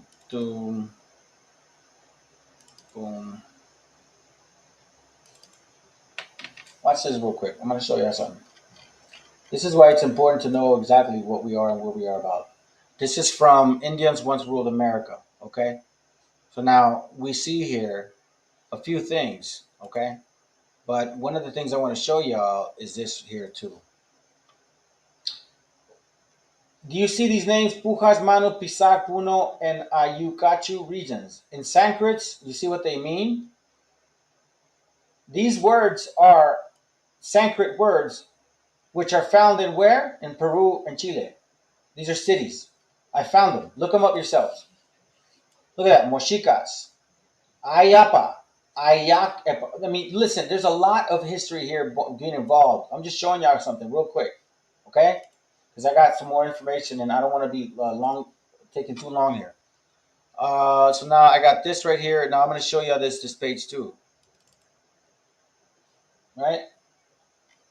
You see Mashika, India and Greece, that derives, Mexico derives in its name from Makshika. Makshika. These are Sanskrit words. Okay? Keep that in mind. Let's see, where are you? Hold on. 26. Indians. India. Okay. So I'm going to do it like this. India. So we got page 124. We read that. I don't know. Oh, yeah, we read that already. That's not a problem. Okay. And then now this one. Watch this real quick. Hindu, right? So I'm going to show you this from the same book that we looked at.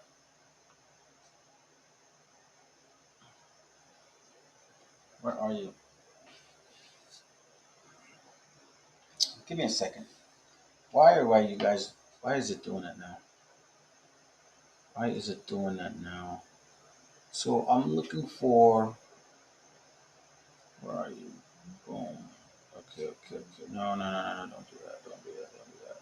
Give me a second. I'm looking for a book right now, guys. Give me a quick second.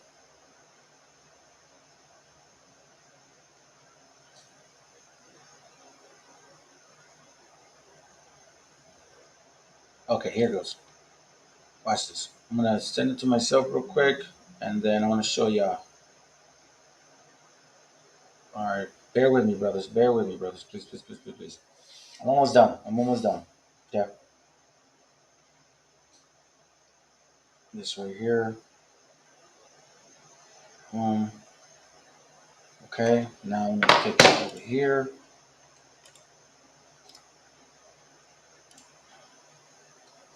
Yeah.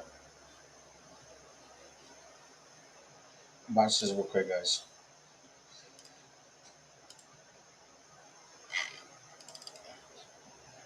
This is from a book called Hindu America. The Mayas and Nahuas of Yucatan and Mexico were immigrants of the Maga and Nahusha tribes, who pertain to the race of the navigators known by the Greeks as Phoenicians, right? And who continued in their new land, America, to worship of the rain god, to whom, as their fathers in Central Asia, they dedicated the signs of the cross. Asia, remember, India. And by the way, don't fall for this, the Phoenician concept that this Canaanite crap. Don't. Let's continue. We're going to show more. All right. So now, let me show you something real quick. Let's see. Ancient. Because I'm going to show you this map, and then I'm going to show you this one here. You see, before, when I first saw this map, I couldn't see. It was very blurry. But all praises to the Most High that it's not blurry because the one I found the book. Okay. But now, when I first saw this and they first showed it to me, they were saying that all of these areas here are African, so-called tribes that are Jews, so-called black people that are Jews. Okay, that's what they said. But they forgot to leave this out. White Libyan dynasty, founded among the Negro about 620 AD of Yemen. The Yem suggests Yemenites, Jewish influence. Right? They didn't tell me that. Jewish kingdom of Granada, white Libyans, Berbers. The kingdom occupied the great lowlands connecting the coastal caravans of the upper Niger. Jews were, right? You can see that. Jewish king, Jewish trade, Jewish, Hebrewisms, of West Africa. You know what? That book that they use, like, oh, you see, it proved, but that actual book destroys them if you really read it. Don't read it in parts. Look what it says here. Mile by north from the much later Timbuktu, 70 miles northwest. You know where Timbuktu is? Right here, right? But look at this. A white Libyan dynasty is right there. Now, one thing I noticed is you don't see any synagogues here, but you see this a lot. Philistines. Well, guess what? When you can't see this and blurry and you're in class and you believe them, watch what it says. Present population driven from, I don't know where, Saddam or something, by Muslim, blah, blah, blah, blah. Parthians to Alexandria, though Berbers, intermediators, old Phoenicians, Minians, right? Watch this. The Minian Philistines. The compilers of Genesis 10:14 knew that the Philistines and other Cretans were in oasis strongholds, equator or controlled by Egypt. Cashlum, out of which came Philistine, and Caphron. It is not possible. In so a small map, this one, right, to show all the surviving Philistine communities, Canaanite communities. So now check this out. Okay, fine. You want to say that this is who they are? Okay, these are Israelites. Fine. Okay, but why don't you show us this? Why hide that? Why hide this in the same map? In the same map that y'all go use it, you guys hide this. You don't show this. And then why not tell us about this here? Ancient trade routes from the city of Medes. You can see that there are several people in India, Arabia, right? After the Euphrates River, in the Chaldeans. You see them, several synagogues. Jewish, right here. There's one. Jewish, right? Okay. But watch this. Beni Israel. Black Jews. I'm not running away from this at all. Black Jews, but it's not black African Jews. It's color of people, dark skin. And guess what? Look, it says here, Phoenicians too. Now, what's the interesting part? There's synagogues all the way up in Asia. Synagogues, synagogues, synagogues. Mongol Jews. Genghis Khan had Jewish Mongol troops. You can see this. Look. Damascus. This is the Euphrates. Why hide this from us? If you guys are about the truth. That's one thing that I don't understand. Why hide it?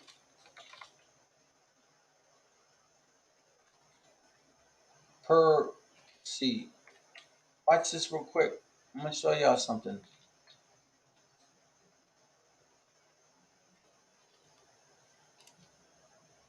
So as you can see, there's still, you guys can look it up. There's still synagogues in those areas. Okay? Let me go back to this book here. I think, what is it saying? Oh, watch this, guys. When the Spaniards arrived in Yucatan, they found an immense number of gods being worshipped. Essentially, the great god was rain god Shak. With him marched Indra, maize god. Watch this. Hinduism and Brahmanism, but from Buddhism as well. These are cultures that came from the Brahmins, meaning who? The Chaldeans. The people of who? Abraham. I'm going to show you another one.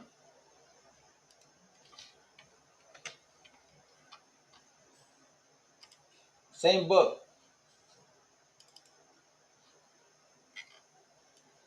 Aztecs came from abroad, Moctezuma, the Aztecs, emperor of Mexico, informed Cortez the invaders that his ancestors had been conducted to Mexico by a ruler whose vessel whose vessel they were, and who's been having established them as a colony, returned to his native land in the east, the land of the sun.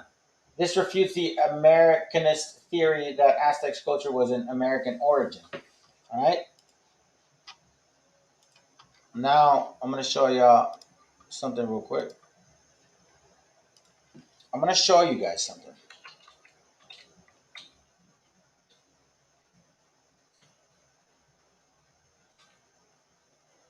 Watch this. This is from an older map description, right? What's that? What is that? Persian? Persicus, right? Arabia? Euphrates River? You see that? What's that word? Ayaman? Are you guys familiar with that word?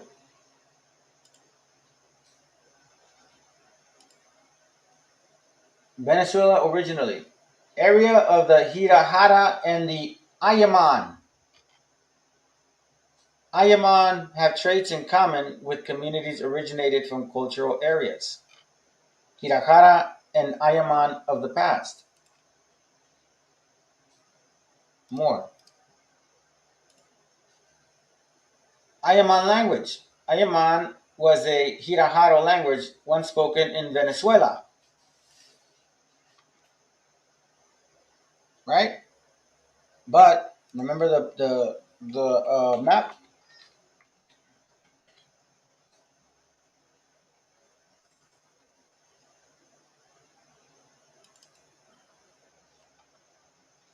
Let me open it. Ayaman, right? And you see the arrow here. Ayaman was Aram in that area. Okay? Now, let's continue. Watch this real quick. Ayaman language. Right? This is where I found that sister of ours. This sister right here. That's not all. Watch this. Abraham, Phoenicians, right? It says here the Spanish called, well, I'll be different.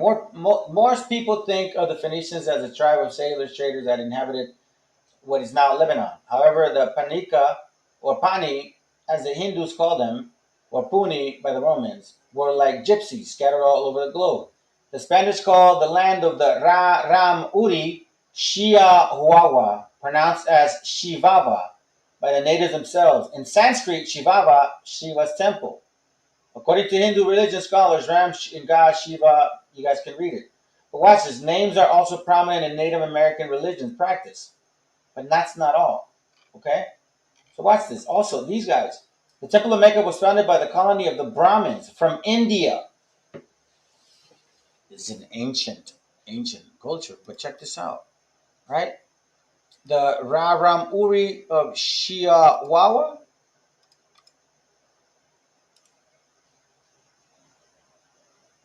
Who are these guys?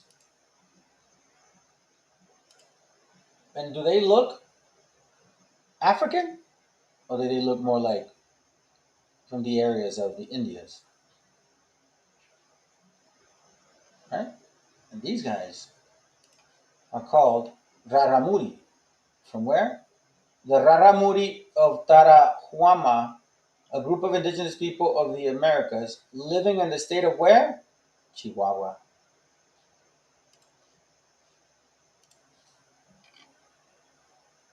The Spaniards call them, these people from India, Raramuri Shiawawa.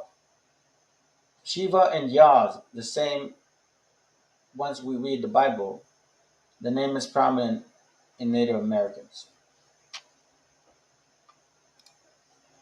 Watch this real quick. Phoenicians, right? It says here, even though these twins had different religions or beliefs, the practice remotest times, these two brothers were called Phoenicians and Jews, Hebrews, right? You'll see here a couple of things. There's one thing I'm looking for.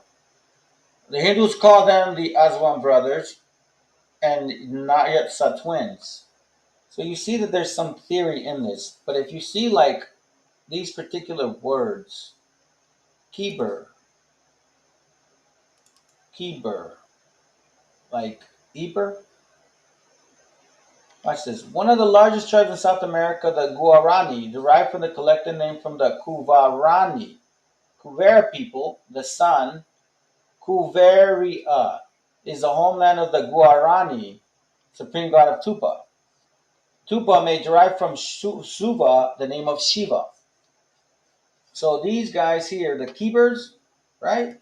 Those other books that I showed you, the pictures, I don't really want to get too much into it, but technically it leads to keeper in the translation.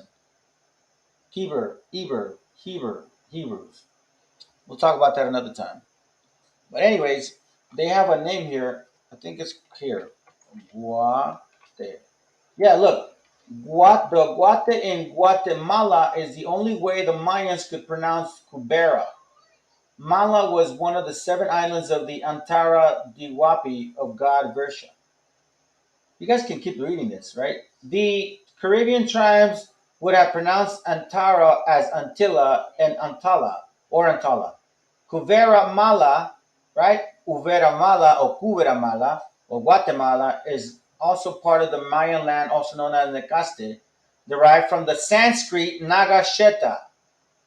Y'all need to keep reading. This name Kabiri, for all practices and purposes, the whole world, has crept into the English language as cyber. But if you read more from the books I got, Kabiri ends up being Hebrew. Hebrew. Now, I'm going to show y'all something. A brother showed me a picture of this. Watch this. That name, right? This is from beloved brother Jose Garcia. Thank you very much, brother. Tlaalocan. Okay? Tlaalocan. Well, guess what? Tla is a word that comes from where? India. And then Locan is a word that comes from where? Hindu. Right? Watch this one. Ayaman, right? Remember that map?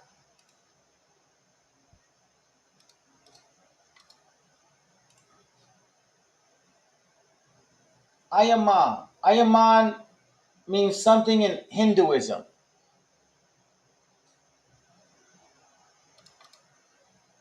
Watch this. The Aymara or the Aymara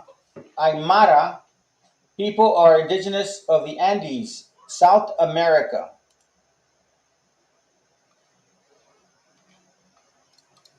I'm almost done. The Guarani, right?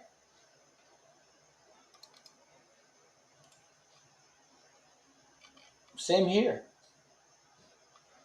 Watch this.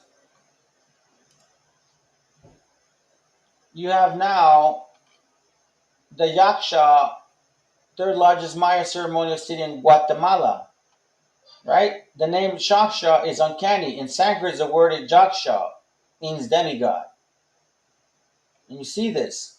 Mayan studies, one of the largest tribes of South America, the Guarani, derived from the collective name of Kuvarani, that is Kubera's people. In the ancient Maya, Shaksha was built on the shores of Lake Shasha. Yaksha in the image of Thailand. Yaksha in the what? In Guatemala. In India, in Honduras, the monkey god. The monkey god. Yaksha. Okay? Let me close some of these up because we're going to continue. And again, I'm almost done. And goes another one. The monkey god one, right? Okay, we saw that. That's fine. Oh, you can see here. Look at this. Mentioned in the Indian epic Ramayana was the brother of Kubera. Okay, this is all leading somewhere, and I'm going fast because I want to just make sure that I keep feeding you guys information because I'm getting to a point at the end. Right? This is the monkey, the sacred monkey. All right, in South America, but it's also known in India. Watch this. Cora people, an indigenous ethnic group of Mexico, right? El Nayar. Look at this. All right, watch this. El Nayar. Nayar, Hindu caste. Nayar, Hindu. Watch this here. Nayar of India culture.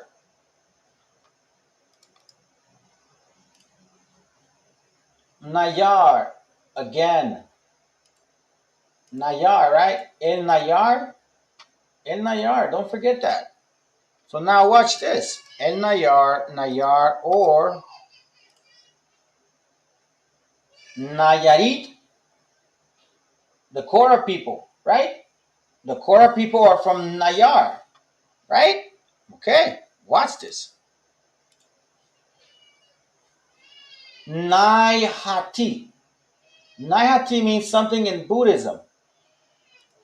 Nayarit, El Nayar, Nayar, Nayarit, Naihati. You can't make this stuff up. Watch this here. Mayasura. Hindu scripture Maya. Sanskrit. The word Maya is a Sanskrit word.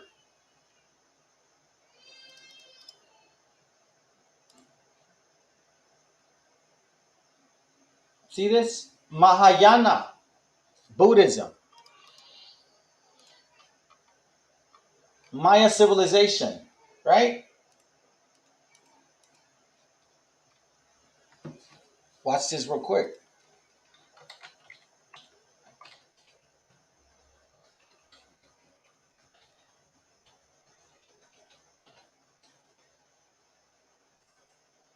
This is from the mysteries of the Mexican pyramids, right? Remember that? You guys are familiar with this, right? Right? You ask people over there and you ask them, like, do you know where this comes from? And they'll tell you they don't. You can actually do research, right? It's a very big tradition in Mexico. People hang from there, acting like they're flying, right? Watch this. Oh, what's this? What's this? What are those guys? Now I'll tell you. I'm gonna tell you right now. The BOI camp's gonna say, "Yo, you see these so-called Africans." Oh yeah, you think so? Okay,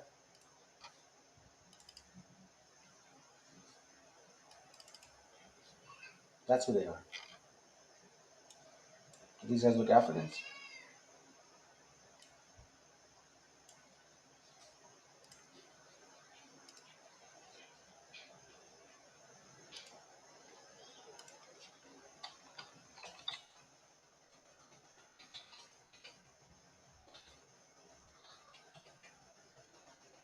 Give me a second.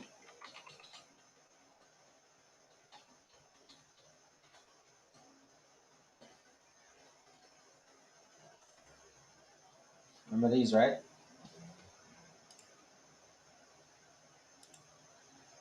Remember this? Remember this? Remember this? Thank you, brothers, by the way. You know who I'm talking to. This is you brothers right here, man. Jose Garcia and Los Indios Somos Israelitas. But you see these here, right? So people are going to say, oh, yeah, you guys are heathens. And what's this? The altar de Ezequiel. Ezekiel. Read the chapter. Watch. This one is 4. But if you look at the back, on the one on the back, it's identical to that. 1, 2, 3. The exact design. Yeah, so you can see. Let's see. Let me keep going. Give me a second. All right, so right now we're getting to see a lot of similarities, right? A lot of similarities. Are we not? Oh, excuse me, brothers. I don't know what that was about. We're seeing a lot of similarities, okay? Several. So now let's look at this again. Let me just make sure that we see this, right? This is the Mayasura. They're from over there, correct?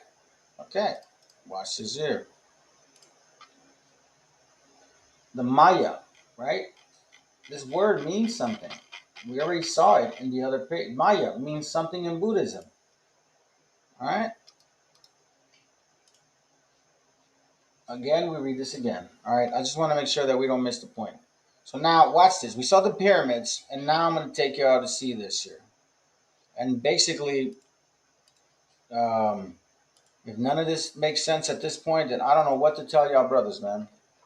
The great migration. Oh, come on, man. Migration.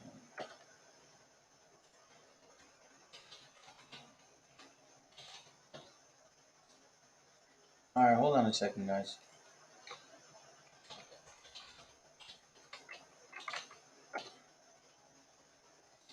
Really? Oh, I see what you're doing. Okay.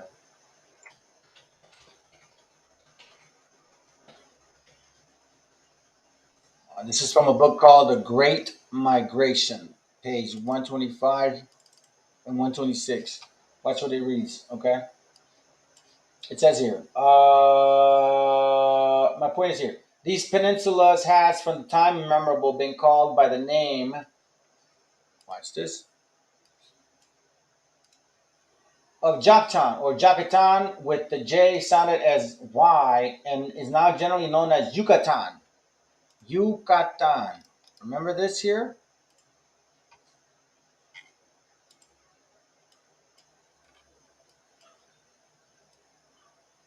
What does that say? Jokton. Joktan. Joktan. So now, brothers, think about this. Abraham's family came from the Chaldeans. Okay? And these Greek historians say that these people, the Chaldeans, right, that worship other gods, were Indian philosophers. So now we see also that Abraham, Isaac, and Jacob married into their kind, their people, their ancestors, not Africans. And if you look at the people today, I know you're probably going to say a bunch of stuff like, oh, they mixed with Esau, whatever. But those people in those continents, from Pakistan to India, they resemble more who? You so-called Hispanics and Native Indians. Y'all resemble more our forefathers. Okay? And everything that I'm basically showing you is leading to the point of where we're at now. You have Brother Garcia, Jose Garcia, and Los Indios Somos Israelitas constantly showing y'all pictures of our people from Syria and you know, the feathers and all of those things. Obviously now we're connecting the dots.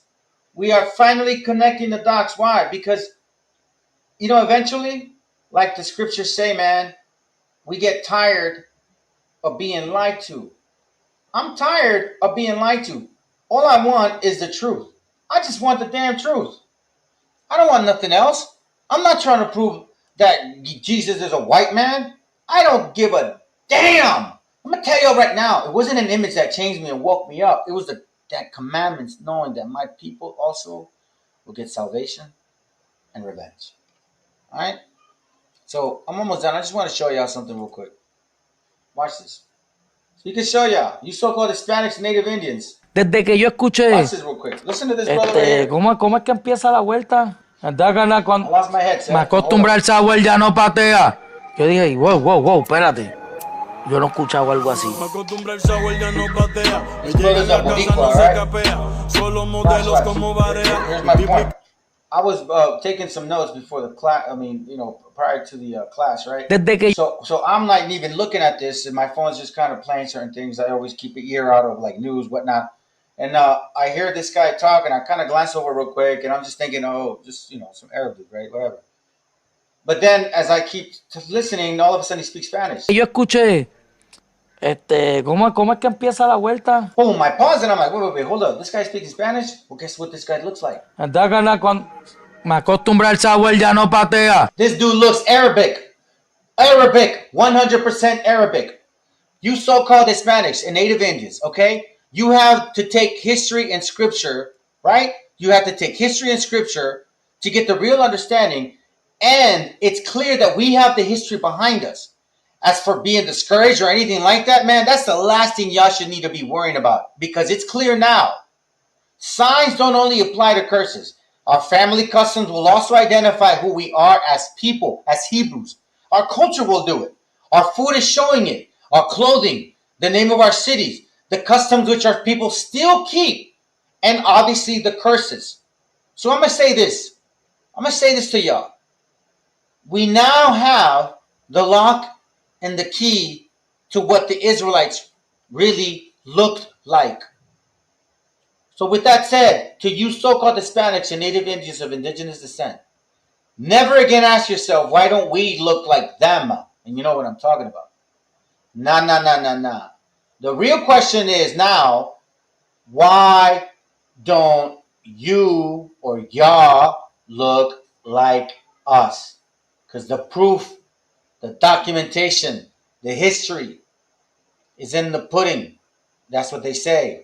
We are proving through certain customs of certain people that we resemble them, which is why when Christopher Columbus came, he called us Indians because he thought we were them. Right? He thought we were them. Remember, guys, we did fall into idolatry. That is not uncommon. But when they also came here, just like how some were doing idolatry, a lot of our tribes were keeping the laws, statutes, and commandments. And we have proof that these Europeans knew who we were. Okay? Again, Abraham, Isaac, Jacob, those are our forefathers. Sarah, Rebecca, and Rachel, those are the foremothers. Okay? It's not Jehoshaphat. He's not our forefather. And when you start using the word black, use it properly in its context. Anyways, y'all brothers and sisters, I think it makes perfect sense. When you consider all of these people in those territories, in that area, they look more like who? These so-called Hispanics and Native Indians. Let's play this one more time. Yo dije, wow, espérate. Yo no he escuchado algo así. Me acostumbra el shower, ya no patea. Me llegan a casa, no se capea. Solo modelos. Oh, and by the way, YouTube, I am absolutely not using this music for nothing. All I'm doing is just proving a point in regards to what this brother looks like. Como barea, multiplicar cienes en la tarea. Yo soy el cacique en tu propia aldea. Algo más que todo lo que te rodea. No te la creas. Recuerda que Curry la mete. Hasta que Lebron lo galdea, baja pa' la cuesta. Sí, le metió cabrón. Y si tú supieras que la presión era mía, yo tenía que sacar unas barras bien cabronas. Yo mismo dije, Yacho, yo tengo que sacar un chanteo bien cabrón, porque este desconocido acaba de partir la canción. De verdad. Este desconocido acaba de decir unas cosas que yo nunca con 15 años de carrera he escuchado. So, yo tengo que meterle cabrón con él. Y yo le metí cabrón con él. Desde que yo escuché, ¿cómo es que empieza la vuelta? Cuando me acostumbra al sabor ya no patea. Anyways, brothers and sisters, man, y'all have a very good night. Shalom, and I'm gonna leave you with, obviously, you know what it is.